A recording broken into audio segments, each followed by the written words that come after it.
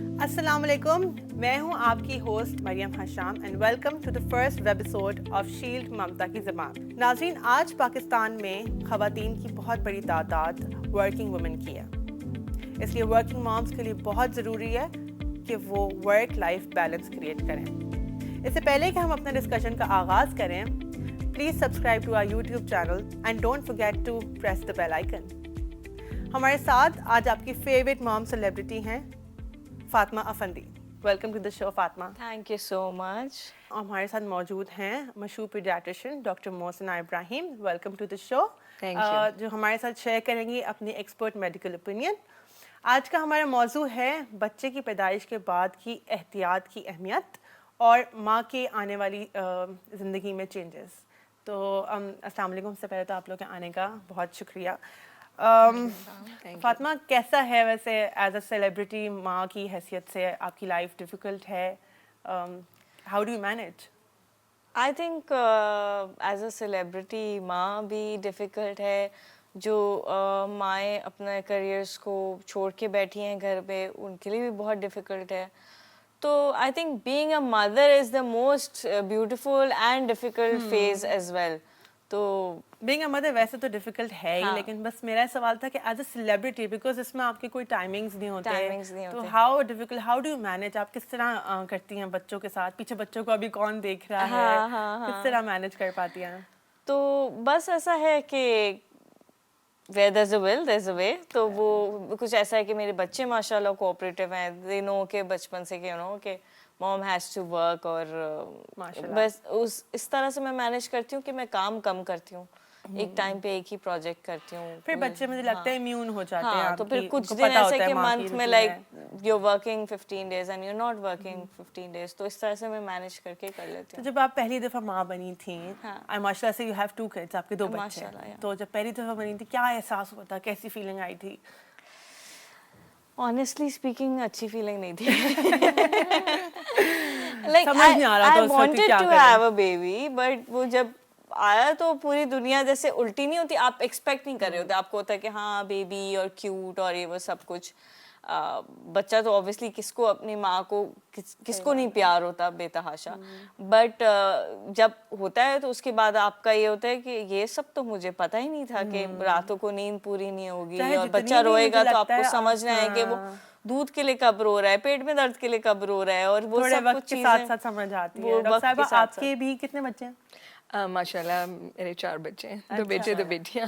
तो आप क्या एडवाइस करती हैं कि जब बच्चा पैदा होता है और माँ भी नई नई बनी है अभी, तो उसमें क्या क्या एहतियात होती हैं जो बहुत ज़रूरी होती हैं एक नए बच्चे के लिए भी जी। और माँ के लिए भी? बिल्कुल, देखें किसी भी ख़ातून की या औरत की लाइफ में माँ बनना एक बहुत अहम तजर्बा होता है। जैसे फातिमा ने बोला कि फ़र्स्ट टाइम तो बिल्कुल कुछ पता ही नहीं होता है जब आप प्रेग्नेंट होते हैं, और उसमें पूरी प्रेगनेंसी के दरमियान बहुत मसले रहते हैं। उसके बाद जब बेबी आता है तो फिर एक नई दुनिया शुरू हो जाती है। इसमें थोड़ा सा माँ की हेल्थ के इश्यूज़ भी होते हैं, और बेबी भी ज़ाहिर है टोटली डिपेंडेंट होता है माँ के ऊपर या किसी भी और के ऊपर। तो सबसे पहले जब माँ को जो इश्यूज़ का सामना है वो एकदम उसके हार्मोन्स जो कि एक बहुत हाई लेवल पर होते हैं, जिसमें ईस्ट्रोजन, प्रोजेस्टेरोन और जो आम हार्मोन थायराइड हार्मोन बहुत हाई लेवल्स पर होते हैं ड्यूरिंग प्रेगनेंसी, वो एकदम से नीचे आते हैं। तो उससे थकन, हीमोग्लोबिन कम हो जाता है, थोड़ा सा नींद पूरी नहीं, ये तो हेल्थ इश्यूज़ हैं। उसके बाद बेबी एक नई दुनिया होता है, उसमें आपका ये है कि आपकी नींद पूरी नहीं हो रही होती, क्योंकि बेबी रात को जागते हैं, ज़्यादातर न्यूबॉर्न्स रात को जागते हैं। इसके अलावा फिर आपको फीड कराना होता है, ब्रेस्ट फीडिंग के बहुत इश्यूज़ होते हैं, चेस्ट पेन, ब्रेस्ट में पेन, और इसके अलावा ब्रेस्ट इंगॉर्जमेंट, इस तरह के बहुत ज़्यादा फीडिंग डिफ़िकल्टीज माँ को इनिशियली स्पेशली फर्स्ट बेबी में फीड कराने में बहुत सी प्रॉब्लम्स हो सकती हैं। लेकिन सबसे अच्छी बात यह कि वो एक अल्लाह की इतनी नेमत आपके सामने होती है, तो आप उन चीज़ों को आहिस्ता आहिस्ता ओवरकम कर ले होते हैं।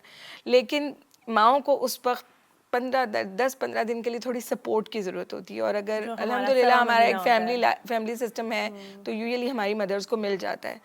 तो इसमें थोड़े दिन लगते हैं लेकिन सब सेट हो जाता है।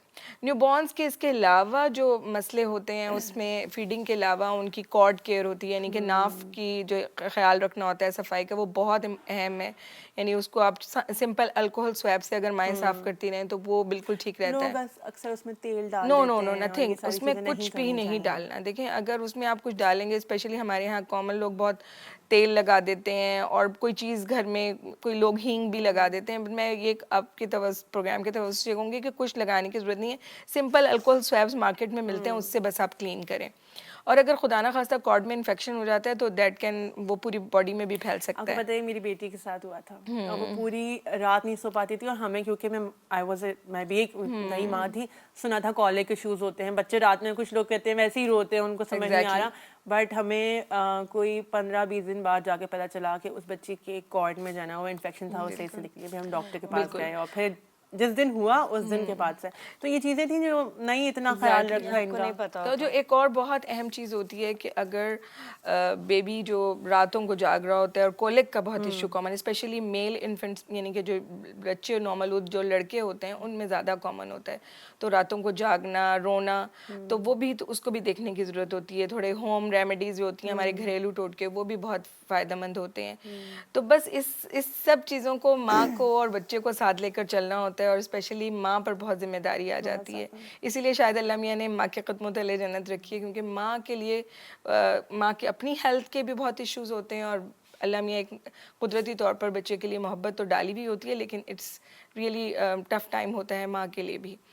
लेकिन हमारे यहाँ ये भी कहा दिया जाता है कि सब माएँ गुजरती हैं, मगर फिर भी मैं कहूँगी कि अगर आप हिम्मत रखें और थोड़ा थोड़ा आहिस्ता आहिस्ता लेकर चलें तो सब चीज़ें मैनेज हो जाती हैं। अच्छा, मुझे लगता है जैसे माँ, ठीक है, माँ होती है, नया बच्चा होता है, लेकिन फैमिली का जो सपोर्ट होता है ना, वो बहुत मैटर करता है इसमें। तो आपको आपकी फैमिली का सपोर्ट था, क्या अहमियत होती है फैमिली के सपोर्ट की, माँ के लिए भी बच्चे के लिए भी? बहुत ज़्यादा मेरे ख्याल में ये जो फैमिली का सपोर्ट होता है ना, ये बहुत अच्छा होता है न्यू मदर के लिए। बिकॉज आप एक ऐसे फेज से गुजरे होते हो कि आप खुद भी सही से नहीं खड़े हो पा रहे होते, तो उस वक्त आपको ऑब्वियसली आपको बताना, गाइड करना, मतलब पहली दफ़ा तो आप अपने बच्चे को पकड़ भी नहीं सकते ना, आपको नहीं पता मैं इसको गिराना दूँ, इसका ये ना। एक दफ़ा नेल लग गया था मेरा ना, अच्छा, बेबी को, तो मैं इतना गिल्ट में चली गई थी कि यार इसको मेरा नेल लग गया, फिर मैंने फौरन नेल्स काटे। तो वो वाला फेज मुझे तो उठाते हुए डर लगता था कि मुझे तो मैं गिरा दूंगी। Mother in law used to give a bath to my first born. अच्छा, फिर सेकंड बॉन्ड में नहलाना बहुत बड़ा एक होता मैं है। इतनी नहलाने में मुझे सेकंड बॉन्ड तक आदत हो गई थी। मुझे लगता है कि मैंने जो बचपन एंजॉय किया है वो अपने दूसरे वाले का ज्यादा किया, उसमें because आपको मुझे थोड़ा सा पता था। एक्सपीरियंस होता है। हाँ, मुझे पता था कैसे पकड़ना है, कैसे नहलाना है, मालिश कैसे करनी है, और वो सब चीजें ये जो सब तो होता है। कभी कभार ऐसे भी होता है, तो हम आइडियल सिचुएशन की बात करें ना, तो वो ऐसा होता है कि माँ की कोई मेडिकल कंडीशन ऐसी हो, जैसे मुझे याद है मेरे अंदर मुझे लगता था मेरे अंदर इतनी स्ट्रेंथ ही नहीं है कि मैं बच्चे को 2 मिनट से ज़्यादा पकड़ सकूं, तो मैं चाहती थी कोई और पकड़े। और इसके साथ साथ एक ये भी होता है, डॉक्टर साहब, मैं आपसे पूछूंगी कि माँ के ऊपर ना एक जिस्मानी दबाव तो है, बिल्कुल, जहनी दबाव भी होता है। बिल्कुल। तो उसके अंदर आकर, जिसे हम कभी कभार इंग्लिश में उसको पोस्टपार्टम डिप्रेशन कहते हैं, तो इसके अंदर आकर भी ऐसा माएँ आती हैं इसमें, वो ऐसा क्या करें कि उनकी सेहत भी अफेक्ट ना हो और उनके ताल्लुकात अपने जो फैमिली मेम्बर्स हैं, हस्बैंड हो गया या फैमिली हो गया, बच्चे के साथ भी ना हो, क्योंकि ये माँ जा रही होती है, इससे गुजर रही होती है। बहुत सारी माँओं को पता नहीं होता, कुछ को पता होता है, तो वो उससे ओवरकम कैसे करें? देखिए, जो पोस्टपार्टम डिप्रेशन या जो कहते हैं जहनी दबाव की कैफियत होती है मदर के ऊपर, वो उसकी बेसिक वजह हार्मोन लेवल एकदम कम होना है। जैसे जो भी आपके अंदर बॉडी हार्मोन्स बहुत हाई लेवल पर होते हैं वो एकदम ड्रॉप होते हैं। इसके अलावा एक बहुत अहम वजह हीमोग्लोबिन की कमी है। अच्छा। और तीसरी अहम वजह जो है वो विटामिन डी या कैल्शियम की कमी भी हो सकती है। तो मैं एक बात ये कहूँगी कि तमाम माएँ इस फेज से गुजरती हैं, हल्की फुल्की डिप्रेशन, जिसे हम कहते हैं बेबी ब्लूज भी कहते हैं आम उसमें लैंग्वेज में, कि थोड़ा चिड़चिड़ापन, थोड़ी थकी हुई तबीयत, ये तकरीबन सब मदर्स में होता है, क्योंकि नींद नहीं हो रही होती, नींद पूरी नहीं हो रही होती, स्लीपलेस नाइट्स हैं, बच्चा सोने नहीं दे रहा और आपको प्रॉब्लम होगी। तो इसमें मैं माओं के लिए ये मैसेज है कि जब उनको नींद का मौका मिले, जैसे बेबी रेस्ट कर रहा है तो आप भी थोड़ा सो जाएं, क्योंकि ये फर्स्ट 40 डेज जो होते हैं, जिसको हम इनिशियल के जो जो आपका सवा महीना कह लें आप, या पोस्टपार्टम हम उसे इंग्लिश में कहते हैं, तो ये जो सवा महीने का टाइम होता है माँ के लिए, तो इसमें माँ के लिए भी आराम ज़रूरी है। तो माँ जिस टाइम पे बच्चा सो रहा है तो कोशिश करें कि आप उसी टाइम पे थोड़ा सा रेस्ट कर लें। तो अगर आपकी नींद पूरी होगी तो सब चीज़ें कम होंगी, हार्मोन्स आहिस्ता आहिस्ता ऊपर आएंगे, तो आपकी ये डिप्रेशन खुद ब खुद मुझे कम हो लगता है ये जाएगी। सवा महीना थोड़ा डिफिकल्ट होता है, उसके बाद आहिस्ता आहिस्ता हमें खुद ही पता चल जाता है कि हम किस तरह बॉन्डिंग करें। ये भी वैसे एक प्रिविलेज है, अगर आप मतलब जैसे कहें कि बच्चा सो जाए तो आप सो जाए, सो जाए भी कहने बहुत वाली मतलब बात है। वो बात है कि हमारी जो मोस्टली जो पाकिस्तान में औरतें हैं उनके ऊपर घर की और बाकी सारी जिम्मेदारियां, तो वो सोचती हैं कि भाई जब बच्चा सो रहा है तो हम अपने काम कर लें, खाना वरना कैसे बनाऊंगी। अच्छा फातिमा, एक बात ऑनेस्टली बताएगा, जब आप माँ बनी तो क्या ये जो बॉन्ड की हम बात करेंगे, फौरन कहते हैं ना अल्लाह की तरफ से आ जाता है आपके दिल में, माँ का वो ममता जाग जाती है, फौरन बन गया था क्या बॉन्ड? मतलब एक ममता वाली फीलिंग तो आती थी, लेकिन एक आई वॉज टू यंग, मतलब कुछ सोचा समझा नहीं, बस बचपन में, बचपन क्या, मैं थोड़ा मतलब बहुत ही यंग एज में शादी कर ली, हो गई थी, फिर बेबी हो गया, तो मुझे I wasn't prepared for it. मैंने कहा हाँ ठीक है, मतलब बेबी हो जाएगा तो ट्रैवल भी करते रहेंगे, वो सब करते आप रहेंगे। तो पहले एक बबल में होते हैं ना, मतलब एक आप बबल में होते हो, जो आपने बचपन से प्रिंसेस स्टोरी सुनी होती हैं, वो तो आपको नहीं पता होता, तो एकदम से जब आपको रियलिटी हिट करती है तो ये होता है कि अच्छा नहीं, ये आपके जीती जागती औलाद है, आप इसको ऐसे छोड़ के ये वो नहीं आप वो कर सकते, आप इससे मोहब्बत करते हो, मोहब्बत करनी है। तो वो वाला जो फेज हिट करता है ना आपको, फिर आपका बच्चा, बिकॉज जब न्यूबॉर्न होता है तो इतना वो रिएक्ट नहीं करता, लेकिन जब वो थोड़ा बड़ा होता है, जब वो रिस्पॉन्ड करता है, जब आपसे बात करता है, मतलब बात करने की कोशिश करता है या स्माइल करता है, तो वो आप ऑटोमेटिकली वो वाला बॉन्ड आपका आपके औलाद के साथ बन जाता है। और जैसे मैंने कहा कि फर्स्ट बेबी के साथ मेरे ख्याल में मैं एक एक्सेप्ट करूंगी उस चीज़ को कि मैं उस तरह का बॉन्ड उसके बिल्कुल छोटे होते हुए नहीं बना सकी जो मैंने सेकंड बेबी में मैंने बनाया, because I was well prepared for it. लेकिन जो फर्स्ट बॉर्न के साथ जो मैंने जो टाइम स्पैन जो मैं इतना नहीं वो मतलब कर पाई, बिकॉज मुझे पता नहीं था कि करना क्या है, उसको मैंने उसके बड़े होने के बाद बहुत हद तक कवर किया। मतलब तो आप अपने सेकंड बेबी के साथ जब वो न्यूबॉर्न था, बच्चा था, तो किस तरह आप बॉन्डिंग आपकी कैसे होती थी, आपने स्ट्रॉन्ग की या क्या वक्त गुजारती थी आप? जैसे मुझे याद है मैं धूप देते ना बच्चों को, तो उसमें बैठती थी, तो उस पर थोड़ी वो काम भी होती थी और मैं भी चलो उस पर कुछ खा रही होती थी, और वो मुझे याद है मेरा एक अच्छा एक बॉन्डिंग टाइम होता है। अदरवाइज तो आप बस चेंज कराओ, वो वॉश कराओ, वो तो आपका क्या किस तरह टाइम गुजरता था छोटे बच्चे? धूप दिलाना, सुबह सुबह उठ के वो जो नॉर्मली बच्चे सुबह के टाइम उठते ही हैं 6 बजे या इस तरह से, तो वो धूप दिलाना, फिर उसके बाद उसको मसाज करना और मालिश के लिए, वो मालिश के लिए और वो सब, तो आई थिंक बहुत से मोमेंट्स आते हैं एक दिन में जिसमें आप अपने बच्चे के साथ बॉन्ड कर सकते हो। फिर उसको जब आप वीन ऑफ करते हो, उसको जब सॉलिड स्टार्ट कराते हो, तो वो भी एक मजे का फेज होता है कि अब इसको क्या ट्राई कराएंगे, अब इसको क्या कराएंगे, तो वो आई थिंक। जैसे आपने मालिश की बात की, तो मालिश जो होती है बच्चे को तो हम कर रहे होते हैं, लेकिन ये जो सवा महीना होता है इसमें माँ की मालिश भी जो है वो बहुत ज़रूरी होती है। तो डॉक्टर साहिबा आप क्या एडवाइस करेंगी कि वो कौन सी चीज़ें हैं जो माएँ अपने साथ भी, अपने छोटे बच्चों के साथ भी, जो न्यूबॉर्न्स होते हैं उनके साथ ना करें या उनसे बचें या उन चीज़ों का ख्याल रखें कि उनकी सेहत अफेक्ट ना हो? बिल्कुल। अच्छा, इस सिलसिले में सबसे पहले मैं माओं के लिए मैसेज देना चाहूँगी। देखिए हमारे यहाँ एक ये भी होता है कि माओं की आधी चीज़ें तो बंद कर दी जाती हैं कि ये नहीं खाना, वो नहीं खाना।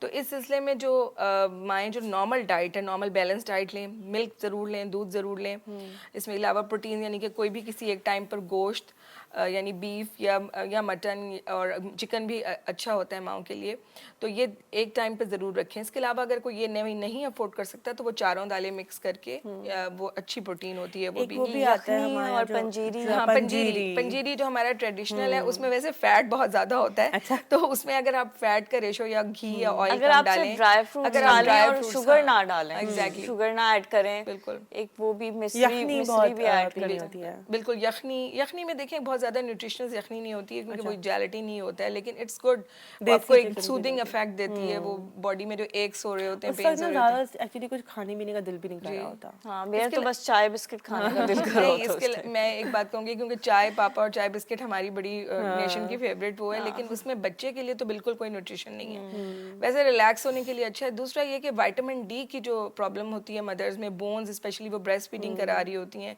तो उसके लिए विटामिन डी कोई भी सप्लीमेंटेशन आप अपने डॉक्टर से पूछ के ज़रूर लें, क्योंकि उस वक्त आपको फील नहीं हो रहा था, लेकिन बाद आगे में जाके जाकर लोग बोन्स कहते हैं, वीक हो जाते हैं, कमर में दर्द हो osteoporosis रहा हो जाती है। जो हाँ जी। Normally medication throughout pregnancy में, दी जाती है, वो हम लोग वैसे तो बाकायदा लेते हैं, लेकिन उसके बाद बाद छोड़ नहीं देते हैं। लेते, लेकिन उसके multivitamins बाद नहीं लेते। बहुत जरूरी है वो कि आप कैल्शियम, आयरन और क्या कहते हैं विटामिन डी, तो इट्स मस्ट। आयरन तो ये है कि हीमोग्लोबिन भी कम होता है, क्योंकि आपको ब्लीडिंग होती है ड्यूरिंग डिलीवरी और आफ्टर द डिलीवरी, तो आयरन की कमी भी बहुत ज़्यादा हो जाती है। तो इसके लिए भी आयरन सप्लीमेंट्स बहुत इंपॉर्टेंट है। और ब्रेस्ट फीडिंग में अगर मदर करा रही है तो फिर तो विटामिन डी और calcium supplementation is very important, crucial है, आप ज़रूर लें।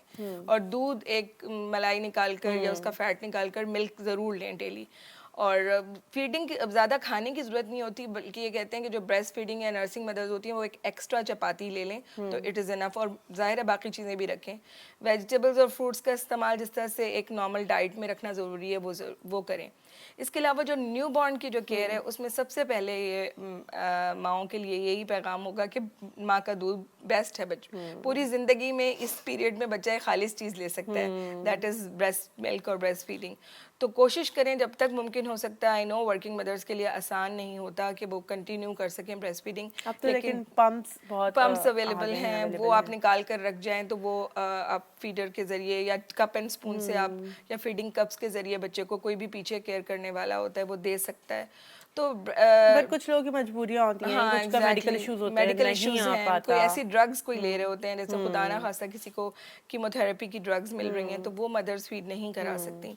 बाकी अदरवाइज तकरीबन तमाम कंडीशन में, इवन अगर माँ को ट्यूबरक्लोसिस है या खुदा ना खास्ता HIV है, तो वो भी फीड करा सकती हैं, जो रिकमेंडेशन है। तो हो गई मेडिकल एडवाइस। अब आप बताएं, आप mother to mother, sister to sister, क्या एडवाइस होगी आपकी? क्योंकि माओ ये को भी मदर है।